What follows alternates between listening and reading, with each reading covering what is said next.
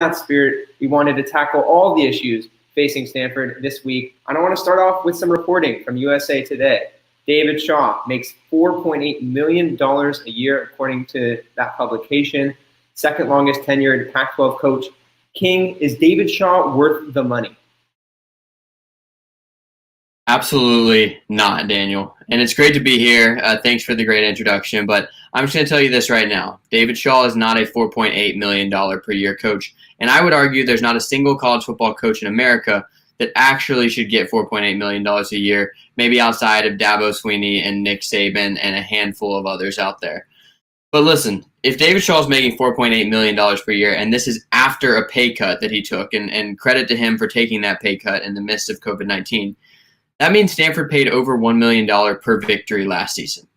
4 victories, over $4 million at stake. I mean, that is crazy money, and it's a lot more than, if you're looking at Nick Saban, you're paying him $9 million. Well, if he goes out and wins the national championship, gets you 14 or 15 wins, a lot better ratio, a lot better bang for your buck. And obviously, that's not what you're looking for at Stanford. And what you're paying for with David Shaw is longevity. He is the longest tenured coach in the Pac-12. He's been around for a long time, has gotten a lot of other job offers, particularly from the NFL, and he's chosen to stay loyal to his alma mater. And I respect that. And I think he is a fantastic coach. He's been the best coach in program history. There's no doubt about that. But how can you cut 11 sports, citing a major shortfall in program finances, and yet still pay your coach more than any other team in the Pac-12?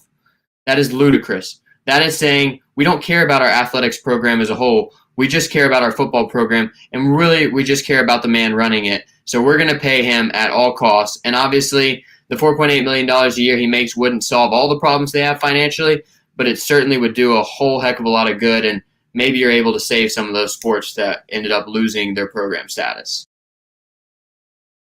Yeah, exactly. It would be much better if he made Mario Cristobal a salary. Great Oregon coach, $2.5 million. But I do have to push back on a few things because I do think he's worth that much money just in terms of what the longevity that you mentioned, right? He's been a coach of the year, Dodd Trophy, 2 Rose Bowl wins in a decade, 3 trips. That's unprecedented for Stanford. So in some ways it does make sense. And I'm sure he's bringing in at least that much to the program. And that's where it really gets confusing for me. And I don't necessarily know what to think here because he's probably bringing in that much, but so is all of the entire team. All 85 on the roster, plus all the walk-ons, they're bringing in that money. And obviously, we've had this conversation before. I think we both think that the athletes should be able to at least benefit from their name, image, and likeness. But on top of that, it's worrying for me, the economics of it all. And I went back to this. The other week, Stanford had 2 professors win a Nobel Prize in economics, right? And they're not making anywhere near David Shaw's salary. Stanford has tons of faculty that are winning Nobel Prizes, MacArthur Genius Grants, and they're not making that salary, right? That's what's worrying to me because why is David Shaw, and I don't think anyone on Stanford campus is making as much as he is. And that's where it gets confusing for me because he probably is the most famous face of Stanford right now. I don't think MTL, the president, has that face. So yes, he is a public figure, but why is he bringing in $4.8 million? And as you just mentioned, they cut 11 sports. And I think it brings us back to this fact that Stanford is really moving to a much different athletic model than we thought in the past. They're moving to that football powerhouse, to that basketball powerhouse. They're not trying to say, we have all of these sports, we have 36 sports, we're going to beat you at all of them, we care about the Olympic sports. They're definitely here. These are the ones that make money. That's what we're going to go with. And listen, I get it. In college football, you have to pay for wins. It is an expensive sport because it is a major revenue sport. It's a sport that makes a whole lot of money, and it's a sport that dishes out a whole lot of money to the people involved. And since you don't have to pay the players, you pay the coaches even more than they would make otherwise. But the reason you do that is for competitive advantage. And competitive advantage is not a relevant excuse when you're coaching, when you're paying your coach more than anyone else in the Pac-12, but you haven't won the conference since 2015. And frankly, other than 2017, where they made the Pac-12 title game, but really weren't a fantastic team, arguably not a top 15 team, they haven't been that close in the years since that magical 2015 season. First half of the 2010s, obviously David Shaw earned his salary. But in the second half of the 2010s, I don't know if you're seeing that kind of production, the kind of production you expect for nearly $5 million a year. And this, by the way, after, like I said, he took a pay cut. The Stanford Daily did some reporting in 2017 that estimated his salary at nearly $6 million based on Stanford's tax returns. And I don't know if that was the amount of the pay cut he took. That would be a sizable pay cut. But regardless, his salary has come down in recent years, and yet it's still entirely too high when you compare it to the rest of the Pac-12. If we were in the SEC, $4.8 million is chump change. But we're in the Pac-12, and programs that are in a much better place right now are not paying their coach nearly as much as Stanford. And this at a point where every athletic department is hurting, but Stanford has made it clear they're hurting more than most, and it is really being passed on to the athletes rather than the coaches, which is where I have an issue.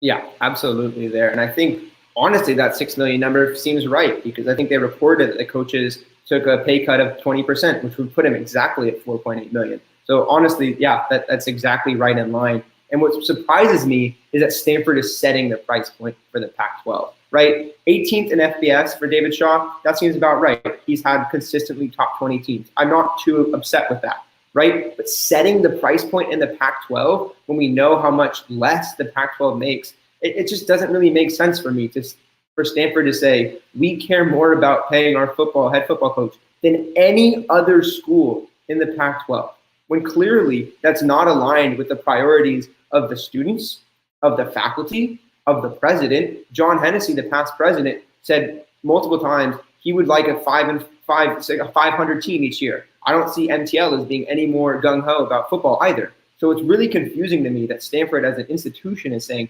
football is our priority, and that's exactly what they're doing with David Shaw being at the top of the list. Not saying that he doesn't deserve that. I'm sure he does, and I'm sure he does so much for so many people. But it does surprise me that he is leading the way in the Pac-12. Absolutely. And that doesn't make any sense when you look at the amount of revenue that other Pac-12 schools are making. Stanford's data is harder to get because they're a private school and don't have to release as much.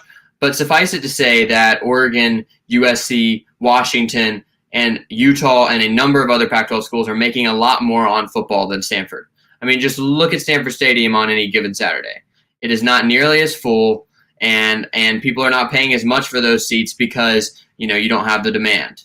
And so when you look at the fact that they're not bringing the most revenue, they're not winning the conference title as much as they were earlier in the decade, the setting the price point for the Pac-12, as you said, is a bit steep, and I cannot justify that.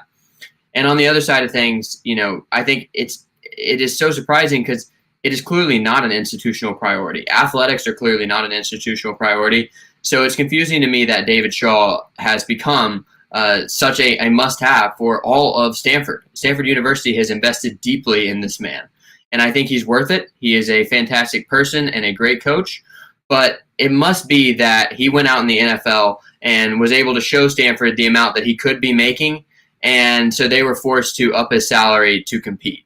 And you know what? Kudos to him. That's what you're supposed to do.